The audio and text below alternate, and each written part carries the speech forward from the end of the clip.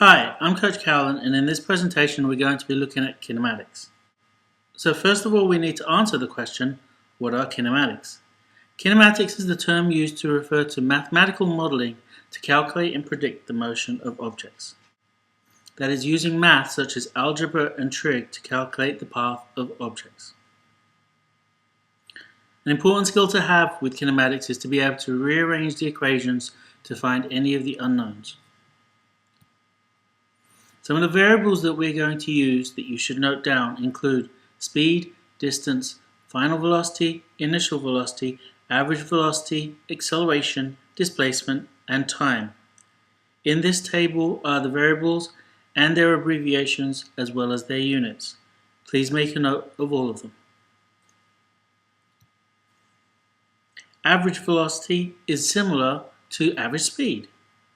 Instead of using distance divided by time, as we would with average speed, we substitute in the variable displacement. So this means that V average is equal to displacement S divided by time t.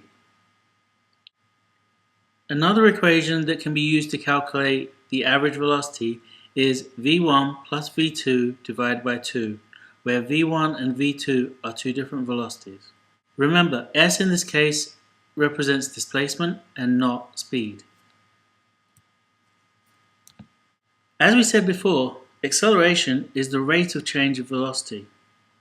That is delta V divided by t.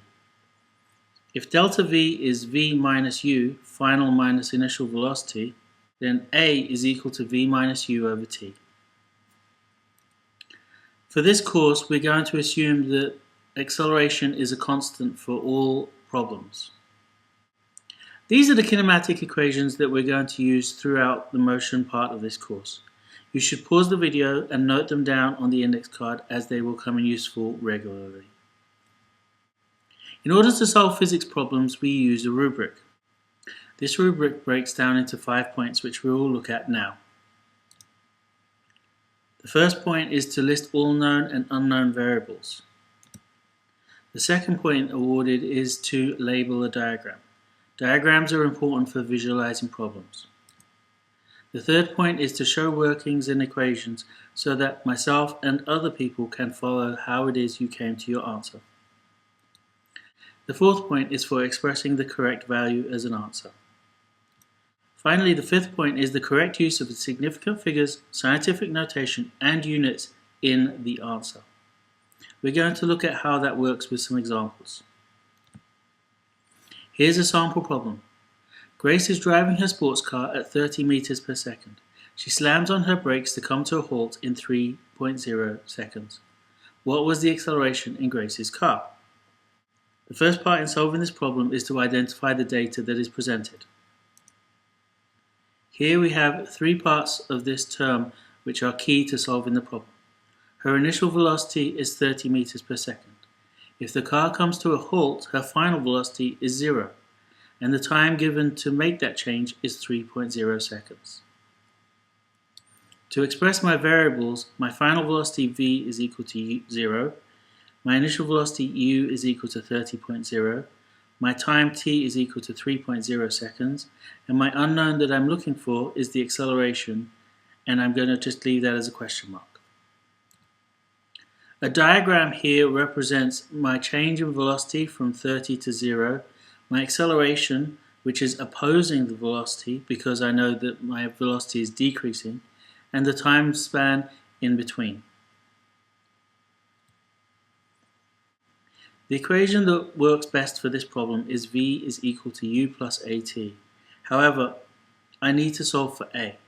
Therefore, I will need to rearrange the equation to make it v minus u divided by t, which will give me a.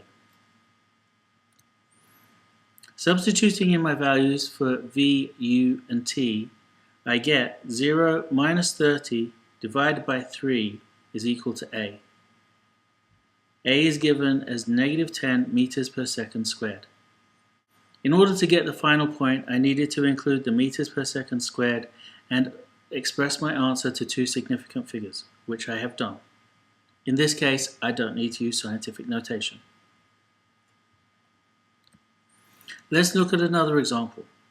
A bird feeding its chick in a nest drops a morsel of food from the nest to the ground. It takes the food 1.50 seconds to reach the ground. Acceleration due to gravity is 9.81 meters per second squared. What is the distance from the nest to the ground? My three key pieces of information are the fact that it drops food, therefore its initial velocity is 0, the time the food takes to reach the ground, and the acceleration due to gravity. Listing my variables and my unknown that I'm looking for, I get u is equal to 0, a is equal to 9.81 meters per second squared, t is equal to 1.5 seconds, and I'm looking for my displacement s.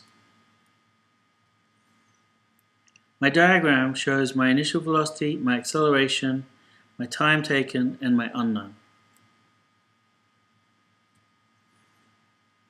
The equation that best fits this problem is s is equal to ut plus 1/2 at squared. However, as u, my initial velocity, is equal to 0, I can get rid of the first part of the equation as u times t is going to equal 0. This means that my displacement is going to equal 1/2 acceleration times time squared. Substituting in my values for acceleration and time, I get displacement is equal to 11.03625 meters. Rounding to three significant figures, I get a displacement of 11.0 meters.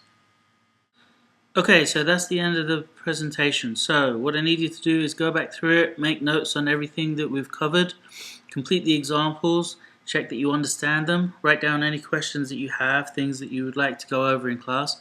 I'd like you to think of at least 2, and be prepared to continue on working on this in class, and I will see you then. Goodbye.